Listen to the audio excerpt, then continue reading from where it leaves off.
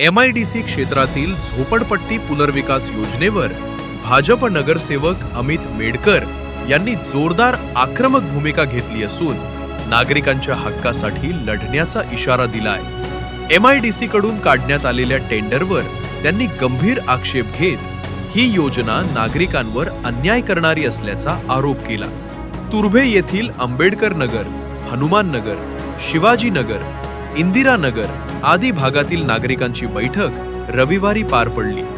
या बैठकीत अमित मेडकर यांनी थेट MIDC प्रशासनावर निशाणा साधत नवी मुंबईचे शिल्पकार गणेश नाईक यांचे स्वप्न प्रत्येक झोपडपट्टी धारकाला त्याच्या हक्काचे घर आणि जमीन देण्याचे होते, मात्र सध्याच्या योजनेत केवळ 300 स्क्वेअर फुटांचे घर देण्याचा प्रस्ताव आहे, जो पूर्णपणे अन्यायकारक आहे असे स्पष्ट केले। ते पुढे म्हणाले, आजच्या घडीला कुटुंबांची संख्या वाढली आहे, 300 स्क्वेअर फुटात लोक कसे राहणार? हा निर्णय लोकांच्या वास्तवापासून दूर आहे। आम्ही हा अन्याय सहन करणार नाही। अमित मेडकर यांनी टेंडर प्रक्रियेवरही प्रश्न उपस्थित करत सांगितले की टेंडरमध्ये झोपड्यांची संख्या चुकीची दाखवण्यात आली आहे। त्या आकड्यानुसारच घरे दिली जाणार असतील तर अनेक कुटुंबे वंचित राहतील। ही घाईघाईत काढलेली प्रक्रिया थांबवून पुन्हा सर्वेक्षण करणं गरजेचे आहे। नागरिकांच्या भावना लक्षात घेता या योजनेत तातडीनं बदल करावा, अन्यथा आंदोलनाचा मार्ग अवलंबला जाईल असा इशाराही त्यांनी दिला। अमित मेडकर, भाजप नगरसेवक, जो ज्या झोपडीत राहतो त्याला त्याच जागेचा हक्क मिळाला पाहिजे। 300 स्क्वेअर फुटांचे घर देऊन नागरिकांची फसवणूक केली जात आहे।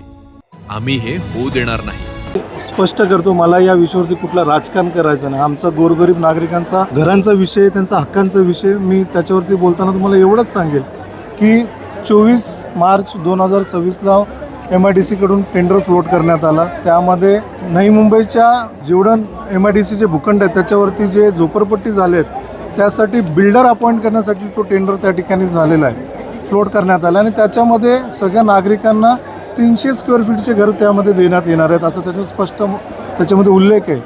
आणि अशामध्ये हा पुनर्विकास होत असताना ज्या आमचे नागरिक आहेत त्यांना जे टेम्पररी ट्रान्झिट कॅम्पमध्ये जे शिफ्ट केलं जाईल ते नवी मुंबईच्या बाहेर शिफ्ट केलं जाईल त्याच्यामध्ये उल्लेख आहे। तर हे आम्हाला अजिबात मान्य नाही आहे। आम्हाला पहिली गोष्ट मी तुम्हाला स्पष्ट करतो की आम्ही निवडणुकीच्या अनुषंगाने आम्ही जोरदार मागणी ठेवली होती की आम्हाला 500 स्क्वेअर फीटचे घर, 300 स्क्वेअर फीटचे घर, 700 स्क्वेअर फीटचे घर नको, आम्हाला जमीन मालकी हक्क पाहिजे। आणि ही माग आम्ही आदरणीय लोकनेते गणेश नाईक साहेबांकडे केली होती आणि त्या अनुषंगाने सर्व शहरातून तो आवाज ऐकता नाईक साहेबांनी मोठ्या आवाजामध्ये मुख्यमंत्री देवेंद्र फडणवीस साहेब जेव्हा ऐरोलीमध्ये आले होते त्यांच्या समोर त्यांनी ही मागणी ठेवली होती।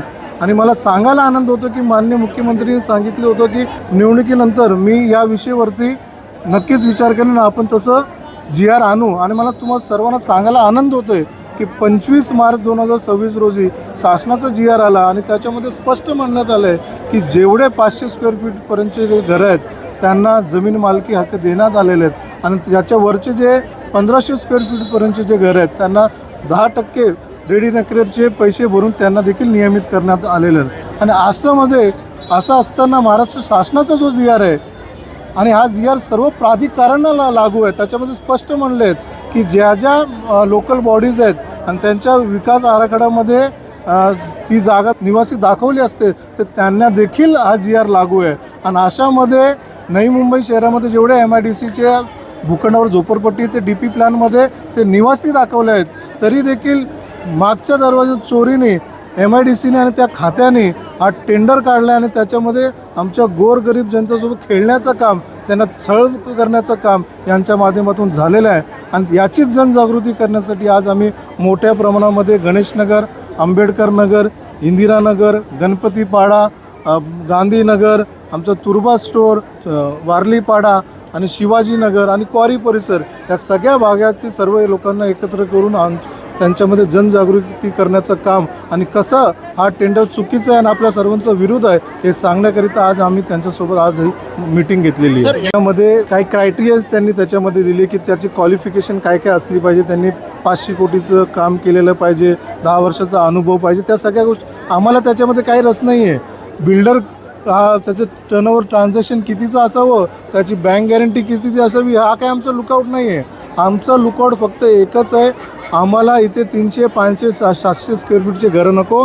आम्हाला आमच्या गोरगरिबांचं जे घर आहे त्याची खालची जी जमीन आहे त्याचा मालिकाना हक आम्हाला पाहिजे आणि आमची लढाई फक्त त्याच्यासाठी आहे. साहेबांचं असं म्हणणं होतं की जमीन मालकी हक हे तर झालंच पाहिजे आणि त्याचं जो नियंत्रण असेल ते नियंत्रणाचं काम नवी मुंबई महानगरपालिका करेल, हे साहेबांचं म्हणणं आहे. हे बघा, मी याच्यामध्ये तुम्हाला स्पष्ट सांगेन, MIDC खाता हे कोणाकडे आहे, हा विभाग कोणाकडे आहे, हे मला तुम्हाला सांगायची गरज नाही आहे.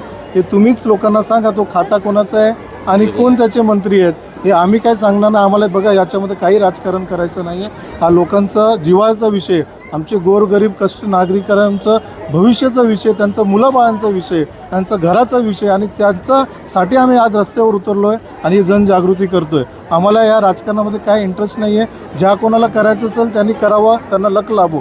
आमचं फक्त एवढंच हेतू आहे की आमच्या गोरगरीब नागरिकांना त्यांचं जो घर आहे त्याची खालची जी जमीन आहे त्याचं मालिकाना हक त्यांना भेटलं पाहिजे. मी त्याच्याबद्दल तुम्हाला काही सांगू शकत नाही, पण दाल में कुछ तो काला आहे एवढं तुम्हाला नक्कीच सांगू शकतो. त्याच्यामध्ये जे पात्र घर ते सांगितले त्याची त्यांनी डायरेक्ट सूची डिक्लेअर केलेली आहे आणि ते पात्र घर जे हयात जेवढे घर आहेत त्यापैकी फक्त 20 to 30% आहेत. 70% घरं अपात्र केलेले आहेत. मग त्या घरांचं काय? अशामध्ये हा जो ऑर्डर काढला, जो टेंडर काढला त्याच्यामध्ये जे पात्र घर आहेत त्यांना ते डायरेक्ट त्यांना नोटिसच देतील, त्यांना ट्रान्झिट स्कॅममध्ये शिफ्ट व्हायला सांगतील आणि उरलेले जेवढे घरं आहेत ते डायरेक्ट ते निष्कासित तिथे करतील, ते तू काढून टाकतील आणि हाकलून टाकतील आणि त्या लोकांना बेघर करतील आणि ते पूर्णचं पूर्ण प्लॉट त्या MIDCच्या ताब्यामध्ये ते हडप करण्याचा प्रयत्न आणि बिल्डरच्या घशात टाकण्याचा प्रयत्न त्यांचा चाललेला आहे. तर हे आम्ही होऊच देणार नाही. गरज पडली, आम्हाला रस्ता रोको करायला लागले तर आम्ही रस्ता रोको करू, आंदोलन करायला लागले तर आंदोलन करू आणि गरज पडली तर आमचे नेते गणेश नाईक साहेबांच्या नेतृत्वाखाली आम्हाला जर